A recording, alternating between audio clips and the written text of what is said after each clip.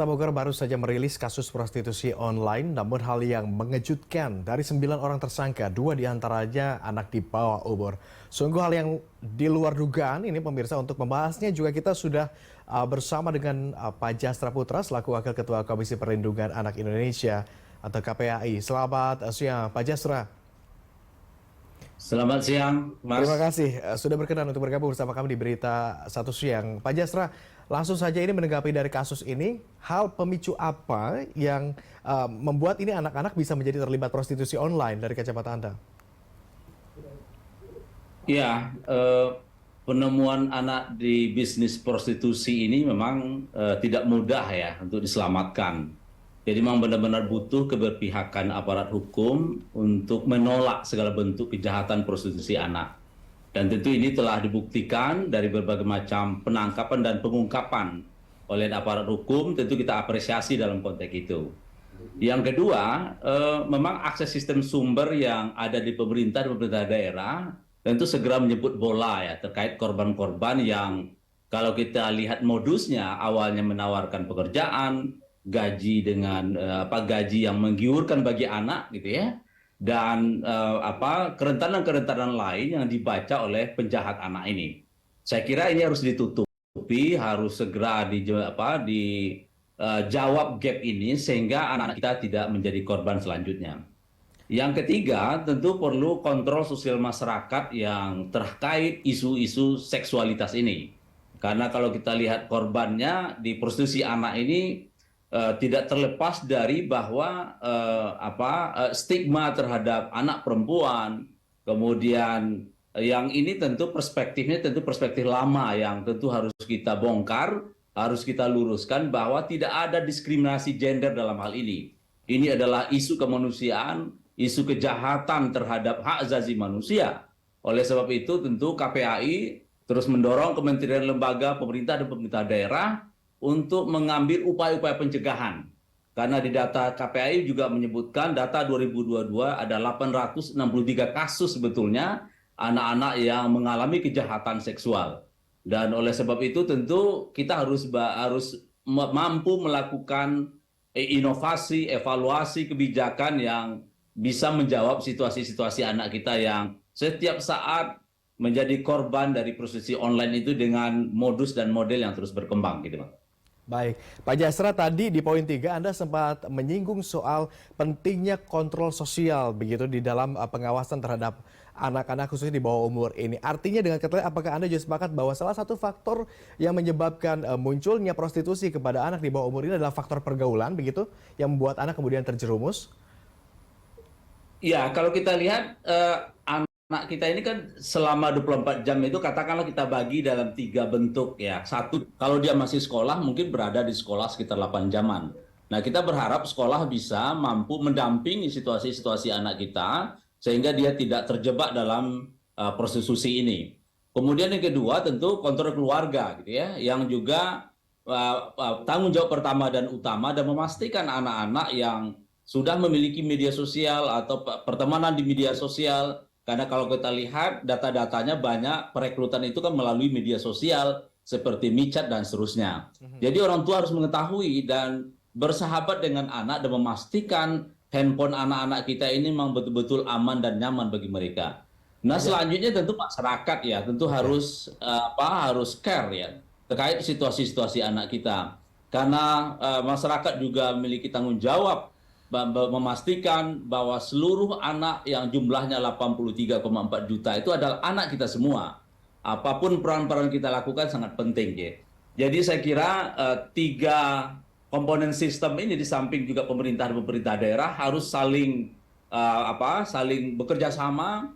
Apalagi kita misalnya sudah memiliki kabupaten kota layak anak yang saya kira RT RW yang memiliki petugas yang mengerti tentang isu-isu perlindungan anak, melakukan upaya-upaya pencegahan sehingga mapping yang kita lakukan selama ini terkait potensi-potensi anak akan mengalami terjebak dengan prostitusi ini itu bisa kita selamatkan gitu ya, sehingga negara tidak seperti pemadam kebakaran.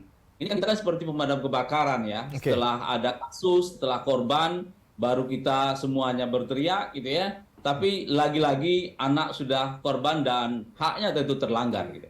Kalau kita ikuti peribahasa mungkin sedia payung sebelum hujan begitu ya. Lebih baik tindakan preventif ketimbang tindakan yang bersifat kuratif begitu Pak Jafra ya. Tadi Anda juga sempat mention bahwa memang ada time zone, zona waktu anak-anak ada ketika bersama keluarga tetapi ada juga di luar. Artinya bukan hanya peran keluarga, peran orang tua tetapi juga lingkungan sosialnya begitu ya yang dapat menyebabkan anak ini kemudian bisa terjaga atau bahkan terjerumus di lingkaran prostitusi ini. Tetapi apakah ada kaitannya juga dengan faktor ekonomi? Kalau kita lihat soalnya temuan-temuan kasus ini begitu membuat pasang mata mulai mengenyeritkan dahi.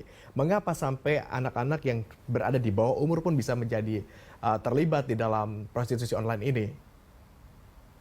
Iya, jadi usia anaknya kan usia yang mudah dibelokkan, usia yang mudah dirayu, apalagi kan kasus Jombang itu kan gaji puluhan juta gitu ya, tapi tidak tahu pekerjaan apa yang ditawarkan gitu ya, ujuk-ujuk langsung disekap ya selama lebih 1,5 bulan gitu ya. Jadi memang situasi-situasi ini kan situasi yang kita lihat dalam anak dalam prostitusi online dan terjebak dalam jaringan kejahatan ini memang model dan modusnya memang seperti itu gitu ya. Nah, maka dan bahkan perekrutan pun itu sudah antar mereka gitu ya. Jadi dijebak satu dulu anaknya, kemudian anak nanti akan merekrut ke teman-teman yang sebayanya gitu ya, dengan menyampaikan imbalan gaji, kemudian fasilitas dan seterusnya gitu ya. Yang saya kira ini dalam konteks kejiwaan anak tentu akan mudah dirayu.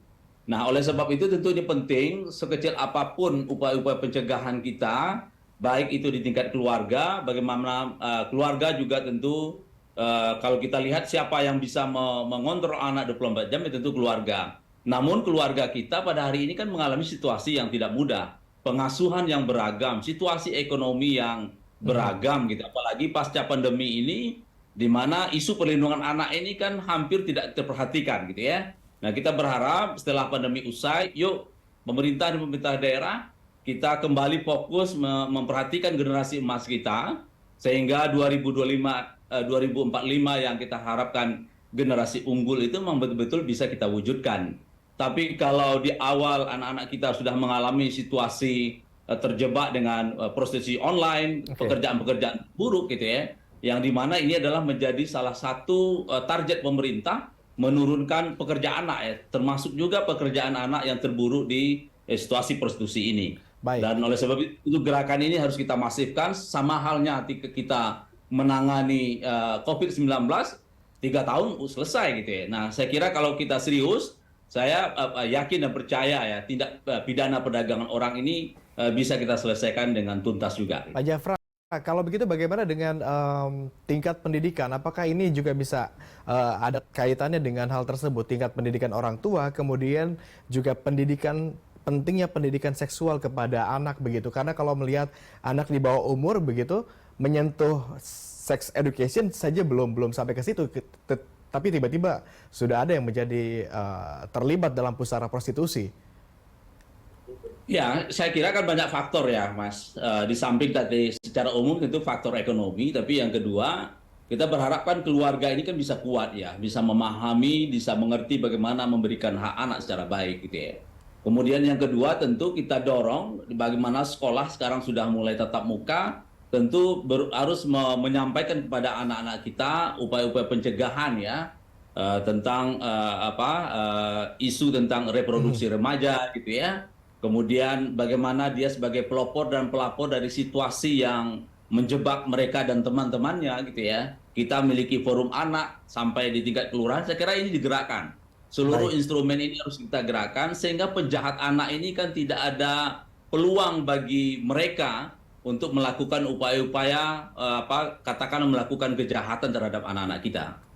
Baik, Pak Jafra, kalau tadi ada anak yang terlibat prostitusi, begitu, kami coba mengutip data dari Kementerian PPPA, memang sempat dikatakan bahwa ada lebih dari 9.000 anak yang menjadi korban kekerasan seksual sepanjang tahun lalu. Apa langkah konkret ke depannya yang bisa kita lakukan untuk melindungi anak-anak Indonesia? Jadi pemerintah kan sudah menyatakan Indonesia darurat atau tsunami kalau bahasa saya itu tsunami kejahatan seksual. Ketua MPR kita juga menyampaikan, Menteri PMK juga menyampaikan gitu ya. Nah, saya berharap gerakan ini harus masif gitu ya. Karena penjahat ini model dan modusnya terus berkembang. Tentu kepolisian kita berharap tidak kalah dengan penjahat-penjahat ini, terutama di media sosial ya, media-media baru yang dimana sangat tertutup ya, seperti micat itu ya, beberapa kasus pengungkapan kan berada di micat dan seterusnya. Nah, saya kira media platform ini kan harus mampu dikontrol ya, terutama memastikan jangan sampai tindak pidana perdagangan orang dalam konteks anak ini terus berulang gitu ya. Terus ada ya setiap saat gitu ya. Nah, kemudian yang kedua tentu pencegahan hulu ini tentu sangat efektif. Ada keluarga, ada sekolah, ada masyarakat gitu ya, yang tentu harus kita gerakkan gitu ya. Ada satu kota misalnya di Jawa Timur, dia berada di WA Group atau di micat itu pemerintahan daerahnya, para petugas. Saya kira ini kan satu inovasi-inovasi yang mengontrol gerak dari penjahat anak ini kan bisa kita mitigasi gitu ya. Nah, kemudian Identifikasi lebih awal begitu ya? ya bisa dideteksi lebih awal, dideteksi dini gitu ya, atau early warning system itu bisa jalan gitu ya. Nah, yang selanjutnya tentu anak-anak kita, Mas. Tentu anak-anak kita ini kan kalau kita lihat korbannya kan sudah usia SMP, SMA. Baik. Tentu diberikan haknya ya, disampaikan haknya. Ketika terjadi situasi ini dia harus melapor kemana, harus menyampaikan kemana, dan disampaikan kepada mereka jangan takut gitu ya. Baik. Kemudian juga dengan informasi yang detail yang mereka sampaikan, tentu jaringan ini akan terungkap dengan tuntas. Baik, karena tidak sedikit juga yang mengaku justru takut untuk memberikan laporan begitu ya. Setidaknya kalau ada keberanian dan tahu kemana harus melapor, maka kejahatan serupa seperti ini bisa dicegah begitu ya. Terima kasih Pak Jafra atas kesediaan Anda bergabung bersama kami di Berita Satu Siang. Ya, Selamat kembali sama-sama. beraktivitas Pak Jafra. Ya.